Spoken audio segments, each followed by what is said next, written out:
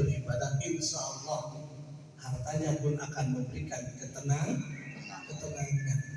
karena akan pasrah bahwa harta itu dari Allah Subhanahu wa Ta'ala.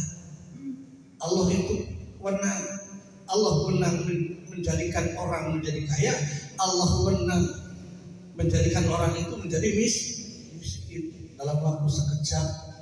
Contoh pasar Banjar, ya, sebulan padahal mungkin mengumpulkan uang modal itu bertahun-tahun, tapi dalam jangka waktu sekian menit ludes terbakar. Itu sebagai gambaran harta yang kita miliki. Dan sekali lagi, harta itu bukan segala-galanya. Kami pada pertemuan yang lalu pernah menyampaikan, man amila sholihan min dzakarin aw unsa wa huwa mu'min.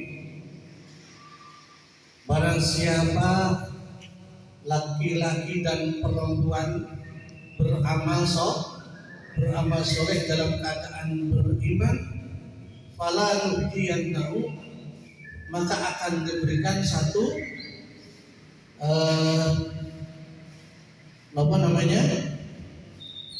ketenangan, ya, kehidupan yang baik, hayatan thayyibah, akan diberikan kehidupan yang baik manakala dari laki-laki atau perempuan beramal soleh dalam keadaan beriman. Allah nuhdiyannahu hayatan thayyibah. Mari saya menyampaikan, adapun menurut Al-Qurtubi di dalam tafsirnya Al-Jami' li Ahkamil Quran, itu ada 5 unsur kehidupan yang baik. Kemudian ada 5 unsur kehidupan yang baik. Yang pertama, ketika kita memperoleh rezeki yang halal.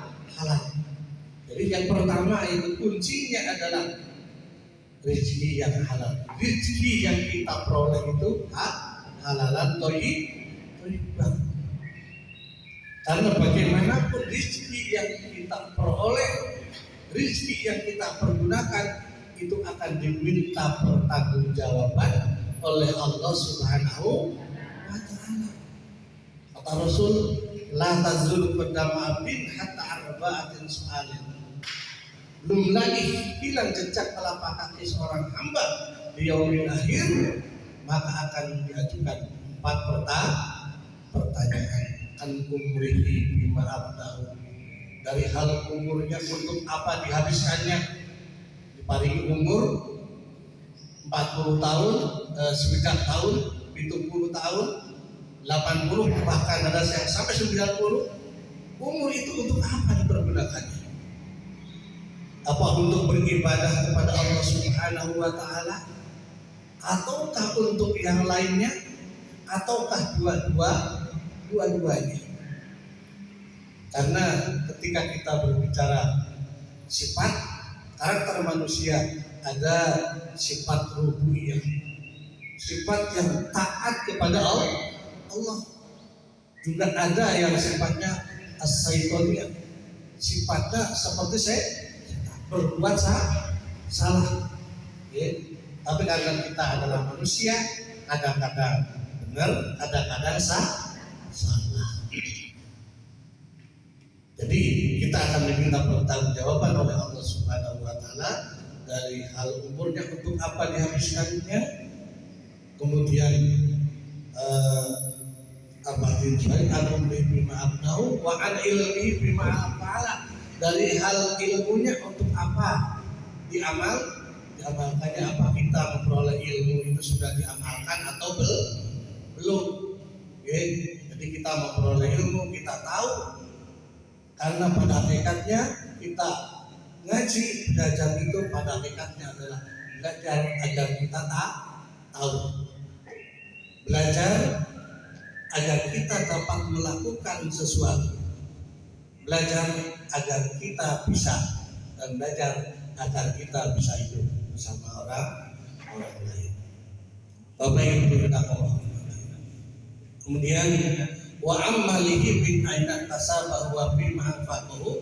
Kemudian dari hal hartanya, dari mana diperolehnya dan untuk apa dipergunakannya. Ini akan diminta pertanggungjawaban. Apakah kita memperoleh harta itu dengan cara halal, dengan cara yang baik, atau dengan cara yang haram? Nah, ketika kita mencarinya dengan cara yang baik, apakah kita memanfaatkannya di jalan yang halal juga? Atau mungkin bisa sebaliknya, mencarinya dengan cara yang halal, tetapi kita menginfakannya atau menggunakannya dengan dalam jalan yang haram. Sehingga wa amalihi min aina tasabahu wa fi ma anfaqahu. Dari hal hartanya, dari mana diperolehnya dan untuk apa dipergunakannya.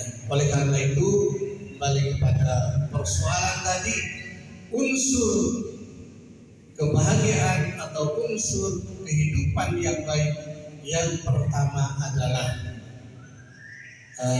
rezeki yang halal. Tentunya kalau rezeki yang halal itu rezeki yang halal dan barokah. Kalau yang halal ya pasti barokah. Jadi ini dari hal